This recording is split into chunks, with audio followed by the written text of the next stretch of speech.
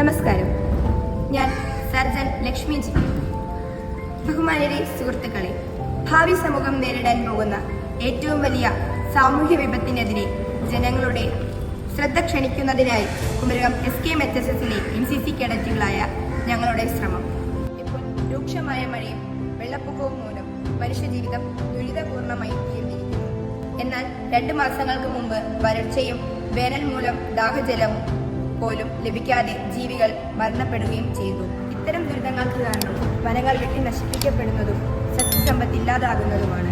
ഈ പ്രതിസന്ധിയെ നേരിടുന്നതിനുള്ള ഏക മാർഗം ഓരോ മനുഷ്യരും വൃക്ഷങ്ങൾ വെച്ച് പിടിപ്പിച്ച് വനവൽക്കരണം ചെയ്യുക എന്നതാണ്. ഭാവി തലമുറയ്ക്കായി ശുദ്ധവായുവും ശുദ്ധജലവും ശുദ്ധമായ പ്രകൃതിയെയും കരുതി വെക്കേണ്ടത് നാം ഓരോരുത്തരുടെയും കടമയാണ്. ഇതിനായി നമുക്ക് ഒന്നുചേർന്ന് പ്രവർത്തിക്കാം.